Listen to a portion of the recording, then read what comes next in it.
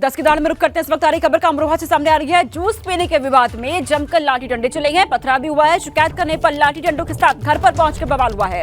पथराव में कई लोग घायल हो गए हैं, अस्पताल में भर्ती कराया गया घायलों को। वीडियो वायरल होते ही पुलिस मामले की जांच में जुट चुकी है। हसनपुर थाना क्षेत्र के गांव दयावली खालसा का ये पूरा मामला, जहां पर देखा गया है कि जूस पीने को लेकर विवाद हुआ, जमकर लाठी डंडे यहां पर चल गए हैं, पथराव भी किया जा रहा है। यहां पर आप देखेंगे, तस्वीरें भी आपके सामने है। शिकायत करने पर लाठी डंडों के साथ घर पर पहुंच करके बवाल काटा गया है। पथराव यहां पर किया गया है। पथराव में कई लोग यहां घायल हो गए हैं। हालांकि घायलों को अस्पताल में भर्ती कराया, जहां पर उनका इलाज जारी है। लेकिन ये जो बवाल हुआ है, ये है जूस पीने को लेकर के, और ये बहसबाजी, ये विवाद इतना बढ़ गया कि मारपीट को उतारू हो गए। जमकर पत्थरबाजी यहां पर की गई है, लाठी डंडे चलाए गए हैं। उसके बाद इस पथराव में कई लोग घायल हुए हैं। 10 की दहाड़ में आज बात होगी किसानों से जुड़े मुद्दे की। दरअसल एक ऐसी परियोजना की जिसे किसानों के लिए बनाया गया था, 4 दशक भी हो गए हैं, लेकिन अभी तक किसानों को उसका लाभ नहीं पहुंचा है। ये खबर है बस्ती से। दरअसल सरयू नहर परियोजना का किसानों को अभी तक कोई लाभ नहीं मिला। 4 दशक के बाद भी नहर में पानी नहीं पहुंचा है। नहर बनाने में अब तक 3,500 करोड़ खर्च हो चुके हैं। करोड़ों रुपए खर्च होने के बाद भी यहाँ पर नहर चालू नहीं हो पाई है। सरकार की एक ऐसी परियोजना जिसे पूरा होने में 4 दशक से भी अधिक का समय लगा है, और जब परियोजना पूरी हुई तो धरातल पर इसका किसानों को कोई लाभ ही नहीं मिल पाया। यानी जिस सोच के साथ इस योजना की शुरुआत हुई, वह जमीन पर उतरते उतरते बदहाल हो गई। योजना में अब तक करोड़ों रुपए खर्च कर दिए गए, लेकिन अभी भी नहर पूरी नहीं बन पाई है। नहर की तस्वीर आपके टीवी स्क्रीन पर है। विभाग की तरफ से किसानों की जमीन का अधिग्रहण किया गया ताकि किसानों को अपना खेत सींचने में आसानी हो, मगर ऐसा ना हो सका। तो करोड़ों रुपया खर्च हो गए, लेकिन अभी तक इस परियोजना का लाभ किसानों को नहीं मिला। अब आपको बता देते हैं कि 1982 में परियोजना को नेशनल प्रोग्राम के रूप में शुरू किया गया था। 9 जिलों के लिए शुरू की गई थी ये योजना, और वहीं 4 दशक के बाद भी नहर में अभी तक पानी नहीं पहुंचा है। 9 जिलों के लिए शुरुआत हुई थी इस योजना की, 4 दशक हो चुके हैं, लेकिन अभी तक नहर में पानी की एक बूंद भी नहीं पहुंची है। अब तक 3,500 से ज्यादा करोड़ रुपए खर्च यहां हो चुके हैं। 1969 में तिलाहवा गांव पर बस्ती पंप कैनाल स्थापित, इसकी लंबाई करीब 25 किलोमीटर है।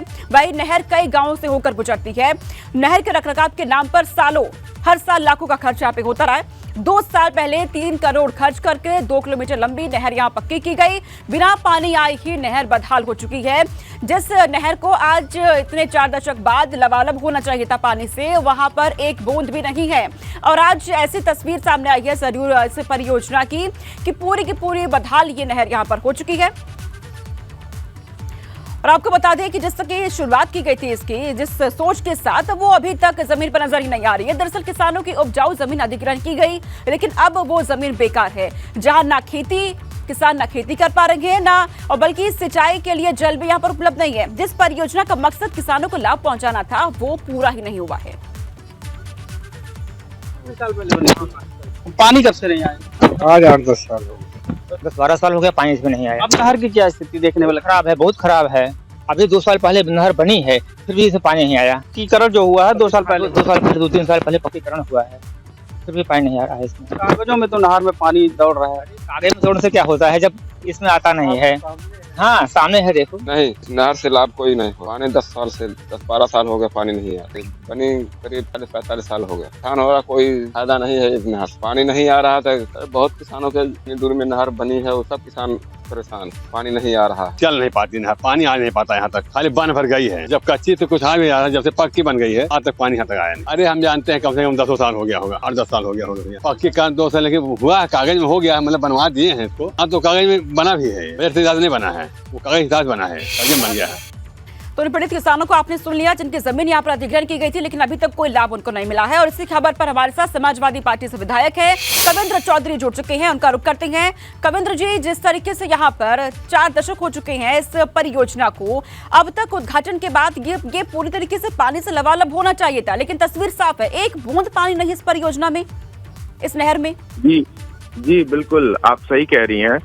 ये सरकार उद्घाटन तो कर दिया, मगर आज ये विडंबना है इस देश की, प्रदेश की, कि काम पूरा होने के बाद उसका इस्तेमाल नहीं लिया जा रहा है। और हम लोग बराबर क्षेत्र में चलने का काम करते हैं। हमारे क्षेत्र में कई ऐसी जगह है जहाँ पर पानी आ जाता है और आए दिन कटान की समस्या आती है, क्योंकि वो काम सही ढंग से नहीं हुआ है। आप कह रहे हैं कि उससे काम जो- सही ढंग से नहीं हुआ है कविंद्र जी, लेकिन 42 साल हो गए हैं, कम वक्त नहीं है 42 साल, 4 दशक बीत गए हैं, आपकी भी सरकार रही है इस दौरान।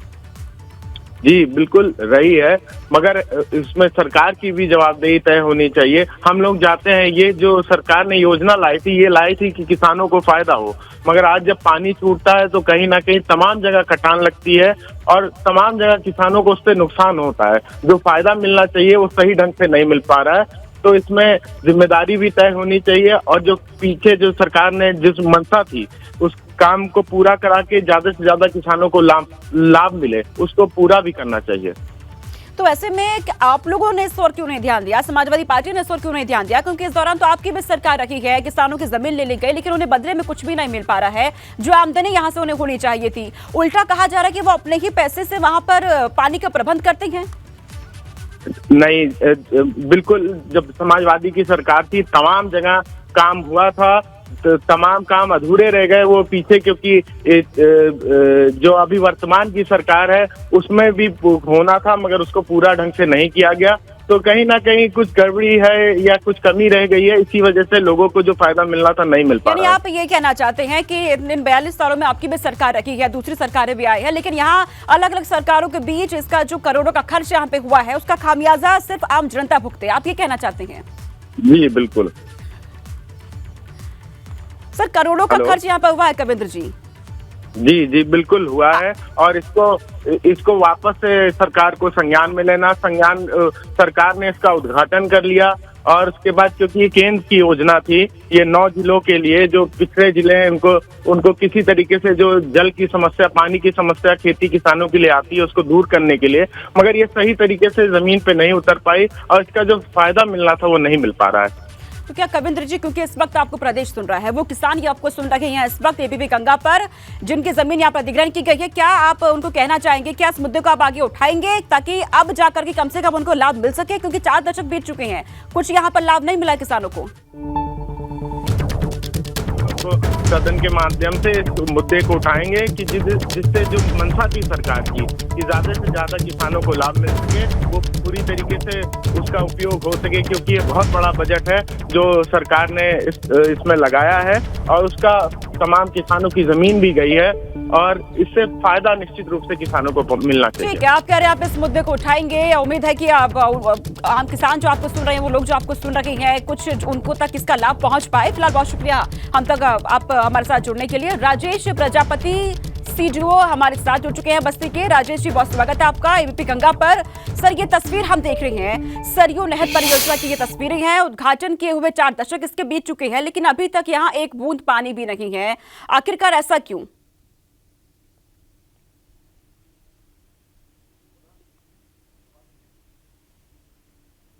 राजेश जी, आपको हमारी आवाज आ रही है?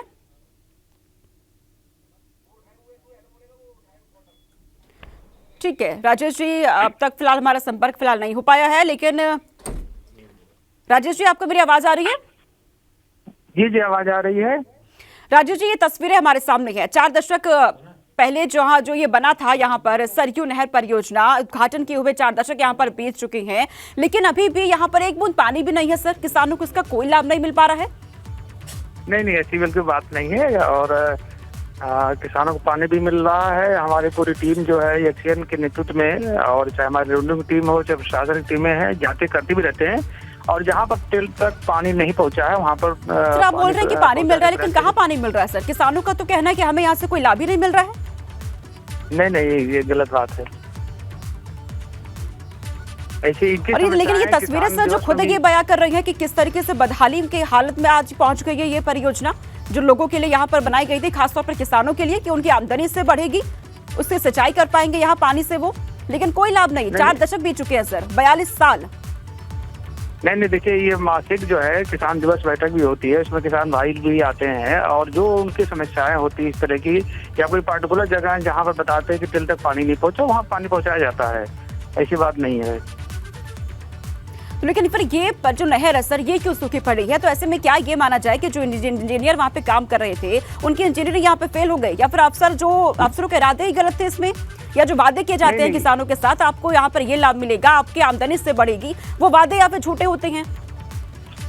नहीं, ऐसी बात नहीं है। ये तस्वीर ये नहीं मुझे मालूम कब की है आप जो बता रही हैं, लेकिन ये बिल्कुल सही है कि प्रयास यही होता है कि किसान भाइयों को अगर जहाँ जरूरत होती है निश्चित तौर पर पानी को पहुँचता है।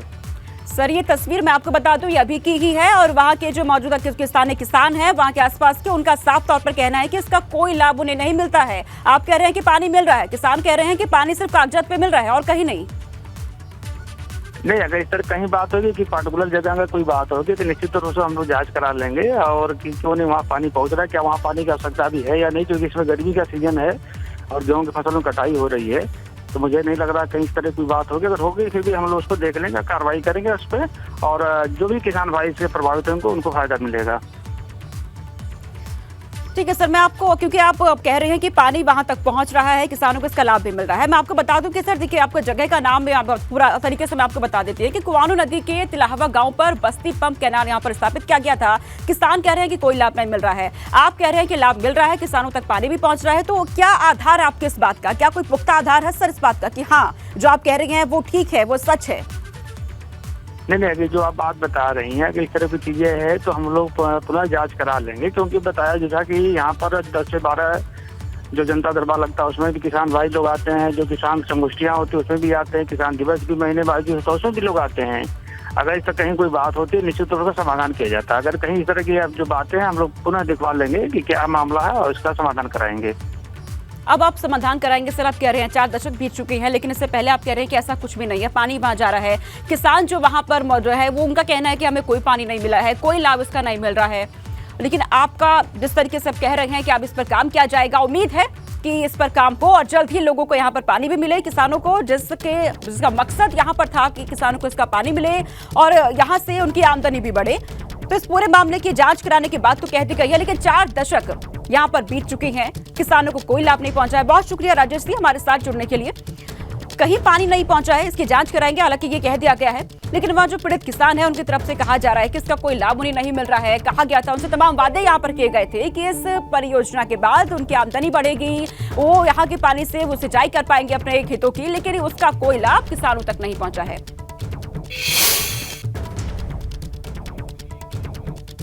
आपको बता दें कि 1969 में कुआनो नदी के तिलाहवा गांव पर बस्ती पंप कैनाल स्थापित किया गया था, जिसकी लंबाई लगभग 25 किलोमीटर है। यह नहर दर्जनों गांव से होकर गुजरती है। मुख्य नहर तिलाहवा से कुदराहा ब्लॉक के करसरी मिस्ट तक है और माइनर नहर पिपरा गौतम इंटर कॉलेज तक बनी हुई है।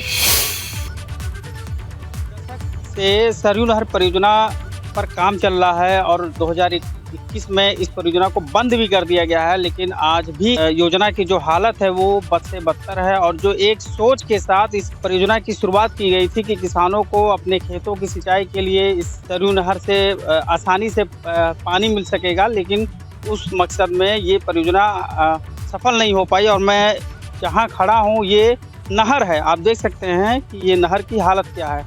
तिलाहवा से पिपरा गौतम तक लगभग 4 से 5 किलोमीटर ये नहर की लंबाई है और इसमें इसका जो निर्माण हुआ था कई साल पहले हुआ था, लेकिन पिछले 10 साल से इस नहर में एक बूंद भी पानी नहीं आया है। ये नहर की स्थिति है, आज तक कभी इसमें पानी नहीं आया।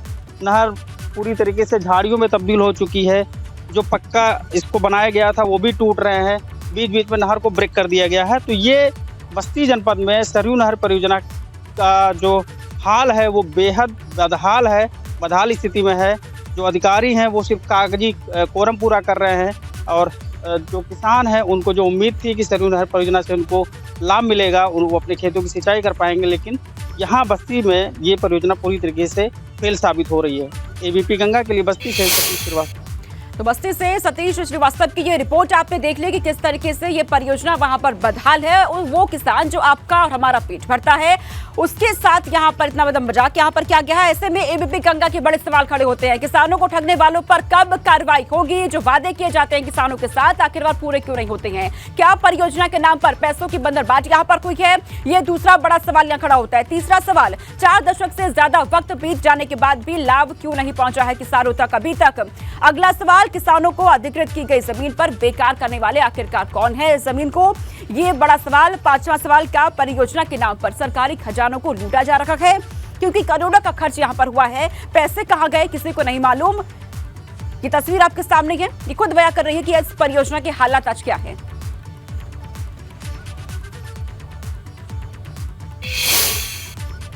और इस वक्त की बड़ी खबर सामने आ रही है। यूपी में निकाय चुनाव की तारीखों का ऐलान कल संभव है। ये बड़ी खबर इस वक्त की। आज नगर विकास विभाग फाइनल लिस्ट अपलोड कर सकता है। राज्य निर्वाचन आयोग को आज भेजी जा सकती है अंतिम अधिसूचना। राजधानी लखनऊ में 275 आपत्तियां दर्ज हुई थी, सबका निस्तारण हुआ है। आपत्तियां निस्तारण होने के बाद लखनऊ में सीटों पर कोई बदलाव नहीं हुआ है, तो कल कहा जा रहा है कि तारीखों का ऐलान संभव है। ये इस वक्त की बड़ी खबर जिसका इंतजार सभी को था, खासतौर से राजनीतिक दलों को, कि आखिरकार तारीखों का ऐलान कब होगा। और यहाँ ये बड़ी खबर मिल रही है कि यूपी में निकाय चुनाव को लेकर तारीखों का ऐलान कल संभव है। कल तारीखों का ऐलान हो सकता है। आज नगर विकास विभाग फाइनल लिस्ट भी अपलोड कर सकता है। वह राज्य निर्वाचन आयोग को अंतिम अधिसूचना भेजी जा सकती है।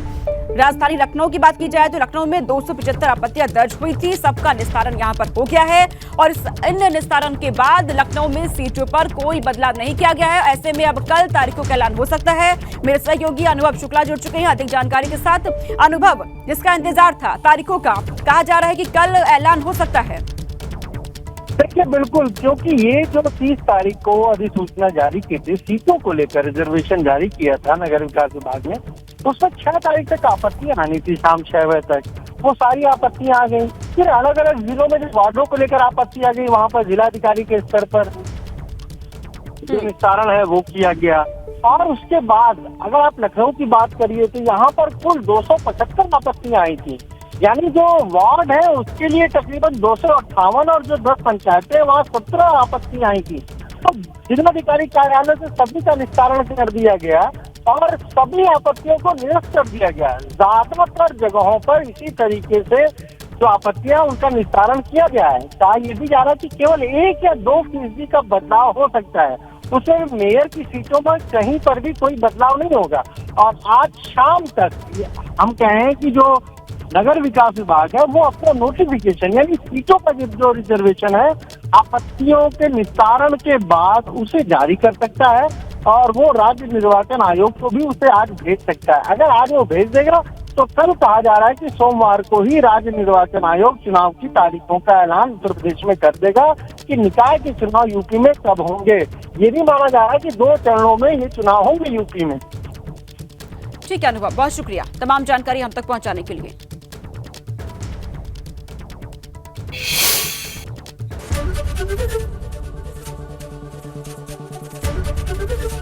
एबीपी गंगा, खबर आपकी, जुबान आपकी।